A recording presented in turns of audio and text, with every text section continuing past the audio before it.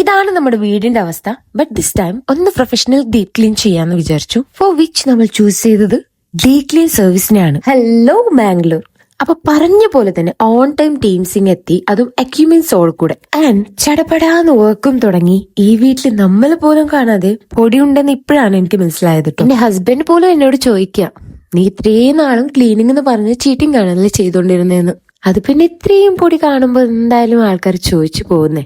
അത് പിന്നെ ഞാൻ തന്നെ അന്തം വിട്ട് നിൽക്കുന്നുണ്ട് ഈ പൊടി കണ്ടിട്ട്. ഓരോ റൂംസിലും സാധനങ്ങൾ എടുത്ത് പൊടി തട്ടി ക്ലീൻ ആക്കി സെറ്റാക്കി തന്നു. ഈവൻ വിൻഡോസ്, ഡോർസ്, ഓരോ കോർണർ പോലും വെറുതെ വിട്ടില്ലടാ. എന്തിന് കിച്ചന്റെ വാള് പോലും നന്നായിട്ട് കഴുകിയിട്ട് വൃത്തിയാക്കിട്ട് തന്നു കേട്ടോ. മോർണിംഗ് 8:30 തുടങ്ങിയ പണിയാണ് കേട്ടോ. ഓരോ മുക്കും മൂലയും വിടാണ്ട് ഒരുപാട് കെയറോട് കൂടിയിട്ട് എഫേർട്ട് എടുത്തിട്ട് ക്ലീൻ ചെയ്യുന്നുണ്ട് കേട്ടോ. Sofa, bathroom, window, AC, cupboard, fan, lights, rack, switch board എന്നിവ എല്ലാം ക്ലീൻ ചെയ്ത് തന്നു. നമ്മൾ വെറുതെ ഒരു പിറകെ നടക്കണമെന്നൊന്നുമില്ല. നമ്മൾ ഒരു സ്ഥലത്ത് അങ്ങ് ഇരുന്നാ മതി, എല്ലാം അവർ നോക്കിയോളും.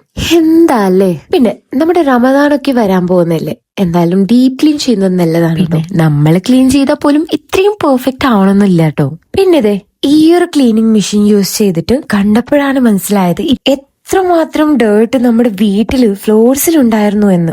വീട് ഇത്രയും ക്ലീൻ ആയി കിട്ടുമ്പോൾ മനസ്സിലുണ്ടായ ഒരു സാറ്റിസ്ഫാക്ഷൻ അത് വേറെ തന്നെയാണ്. ഇത് എനിക്ക് മാത്രമല്ല തോന്നിയത്, വീട്ടിലുള്ള മക്കൾക്ക് പോലും ഇഷ്ടമായി. 6 months ഒരിക്കലെങ്കിലും ഇതുപോലെ ഡീപ് ക്ലീൻ ചെയ്യണം കേട്ടോ. ഫ്ലോർസ് ഒക്കെ പുതിയതാക്കി തന്നു കേട്ടോ. റിസൾട്ട് ഞാൻ പിന്നെ കാണിക്കാം. നിങ്ങൾക്കും ഇതുപോലെ തന്നെ വീട് ഡീപ് ക്ലീൻ ചെയ്യണമെന്നുണ്ടെങ്കിൽ ഈ കാണുന്ന നമ്പറിലേക്ക് ധൈര്യമായിട്ട് കോൺടാക്ട് ചെയ്താൽ മതി. പിന്നെ ഇവിടെ പേജ് ഞാൻ താഴെ ടാഗ് ചെയ്ത് കൊടുക്കാം, ചെക്ക് ചെയ്ത് നോക്കൂട്ടോ.